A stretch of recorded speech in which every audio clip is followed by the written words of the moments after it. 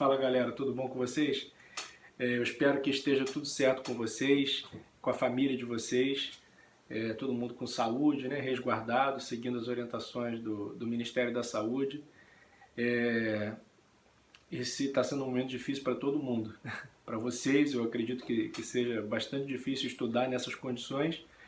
Para a gente dar aula também nessas condições é muito complicado, a gente tem que se reinventar. Então, a proposta foi de gravar algumas videoaulas, obviamente. Não tem como a gente aqui nessas aulas gastar todo o tempo que a gente gasta numa aula comum.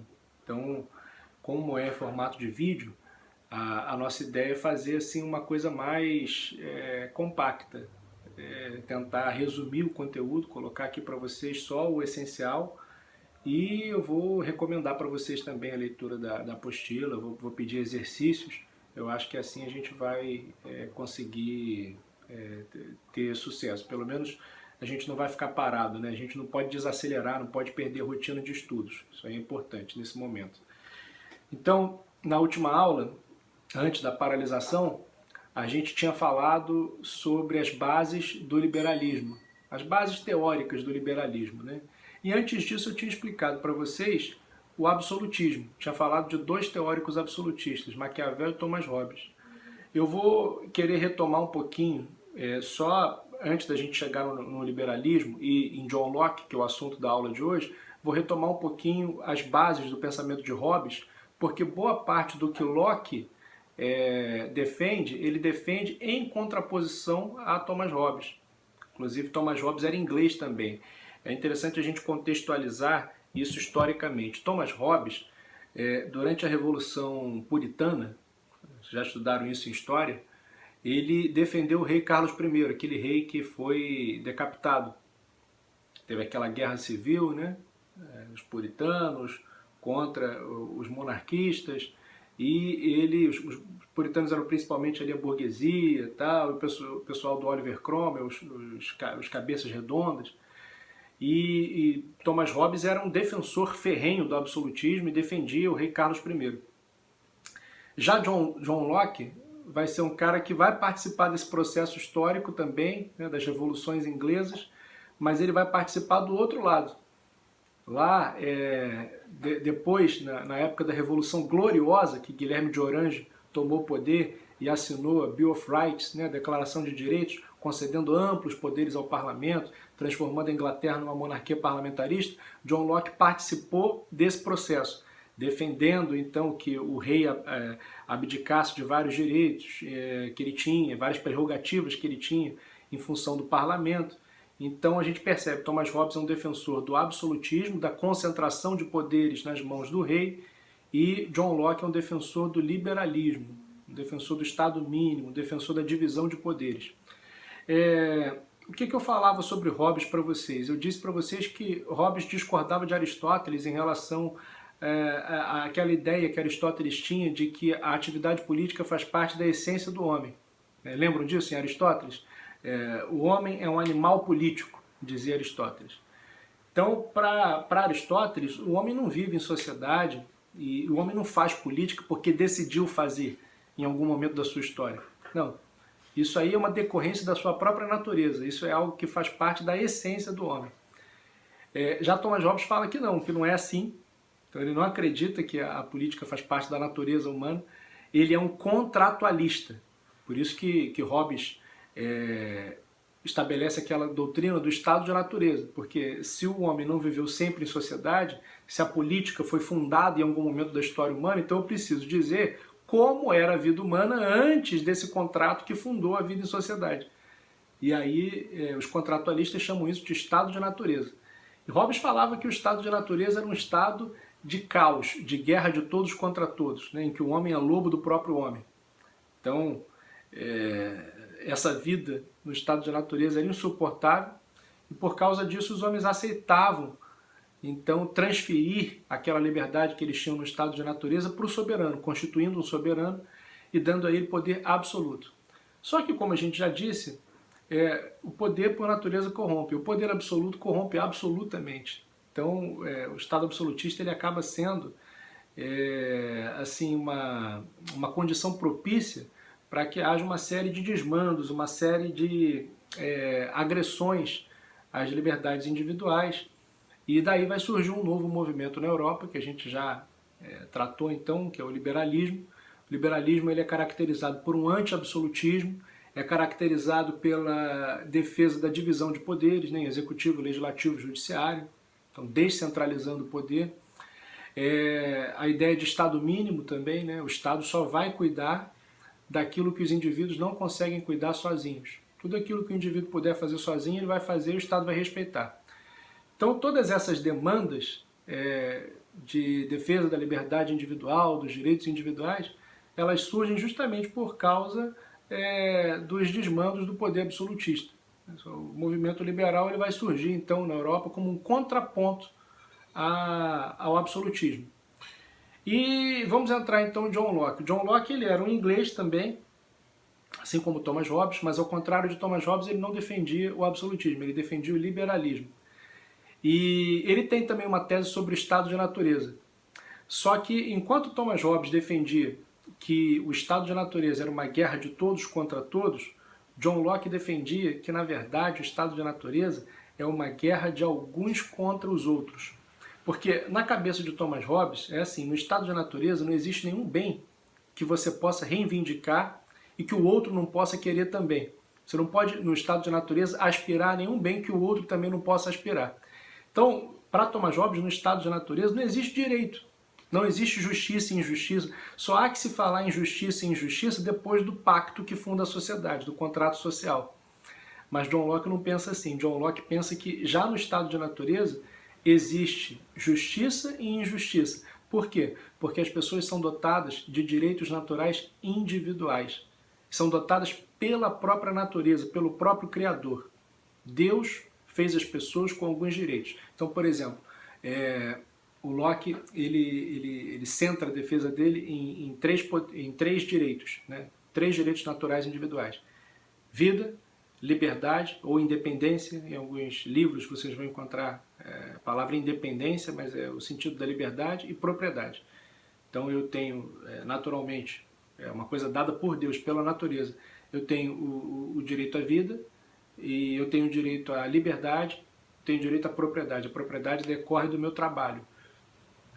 Isso aí é uma coisa que a gente sabe desde o Gênesis, né? Comerás o pão com o suor do teu rosto. Então, para eu manter a minha vida, eu preciso trabalhar, e a propriedade é o fruto do meu trabalho. Então, uma coisa está ligada à outra, né? Eu preciso ter resguardados o direito à vida, o direito à liberdade e o direito à propriedade. E, para John Locke, existem alguns indivíduos que são sensatos e que respeitam os direitos dos outros, com base até naquela chamada regra de ouro, né? Se eu não quero que ninguém tire a minha vida, então eu também não vou tirar a vida do outro.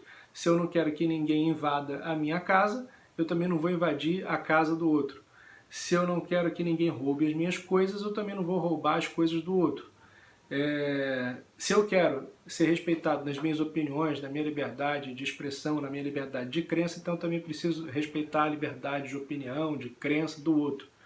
Então existe essa defesa, né, desses direitos, né, por parte de John Locke. Só que no estado de natureza, nem todos são capazes de reconhecer esses direitos. E justamente porque existem alguns que não reconhecem esses direitos e acabam agredindo o próximo, então existe a necessidade de fundar o Estado. Só que aí o Estado ele aparece como alguém que vai defender esses direitos pré-existentes. O Estado não é o doador dos direitos, não é o Estado que funda os direitos, não é o Estado que cria os direitos. Você não deve esses direitos ao Estado. Pelo contrário, é o Estado que nasce com a obrigação de resguardar, de defender, de tutelar esses direitos, que já são pré-existentes, né? Já existem antes da fundação do Estado. Então aí você vê uma diferença muito grande de Thomas Hobbes para John Locke. Porque para Thomas Hobbes, o Estado é o doador do direito, né? O direito não existia antes do Estado. Então você tem uma relação até de veneração para com o Estado, porque é o próprio Estado que acaba doando para você esse direito, que de nenhum modo você teria esse direito se não fosse o Estado. Já para John Locke é diferente. Na verdade, o Estado ele nasce com uma obrigação de defender esses direitos, e se ele não defende esses direitos, se ele rompe aquilo que foi tratado, aquilo que foi, digamos assim, acordado no contrato social, então você tem todo o direito de se rebelar contra o Estado. Daí o John Locke defende também um pressuposto assim, muito importante para o pensamento liberal, que é a questão do direito de rebelião. Para Thomas Hobbes, que era absolutista, se os indivíduos começassem a se rebelar contra o Estado, a gente voltaria para o estado de natureza. E ninguém quer voltar para o estado de natureza, porque no estado de natureza é a lei da selva, a lei do mais forte, eu salvo-se quem puder. Então não seria uma coisa boa. Mas John Locke não pensa assim. John Locke pensa que o indivíduo ele saiu do estado de natureza por uma livre decisão, né? Porque alguns ameaçavam aqueles direitos que ele já tinha, que foram dados pela natureza, pelo Criador. Então ele institui o Estado justamente para defender esses direitos, e se o Estado não está defendendo, ele tem todo o direito de se rebelar contra o Estado e de mudar as regras do jogo político, né? Essa ideia de John Locke. Então, no caso do absolutismo, você tem uma centralidade do Estado. Vocês podem ver isso até nas imagens que o Hobbes usa, né? O Hobbes fala que o Estado é como o Leviatã. O Leviatã é um monstro bíblico que aparece lá no livro de Jó, no Antigo Testamento, e que é o maior dos monstros da Terra. Então Thomas Hobbes está dizendo que o Estado é o maior poder que existe. Não existe nenhum poder na Terra que possa ser comparado ao poder do Estado. Já John Locke tem essa ideia do Estado mínimo, né? O Estado ele só vai fazer pelo indivíduo aquilo que o indivíduo não conseguir fazer sozinho. Então ele só vai pedir ajuda ao Estado quando ele não conseguir tratar de um problema sozinho. Na verdade, para o pensamento liberal, para que serve o Estado? Para justamente garantir esses direitos, né, de vida, independência, propriedade e cuidar da segurança pública interna e externa. Mas o Estado não deve intervir na economia, porque durante o absolutismo a gente tinha um modelo econômico, que é o mercantilismo, que era marcado justamente pela intervenção estatal na economia. Já os liberais, eles têm aquela ideia, principalmente lá com Adam Smith, na Riqueza das Nações, aquela ideia da mão invisível, que você não precisa do Estado para poder regular a economia. A economia ela tem vida própria e o Estado só atrapalha. Então deve deixar a economia girar normalmente. E também na própria concepção de sociedade, né? A sociedade ela existe sem o Estado, para os liberais, e o Estado não deve ameaçar a sociedade deve ser maior do que o Estado.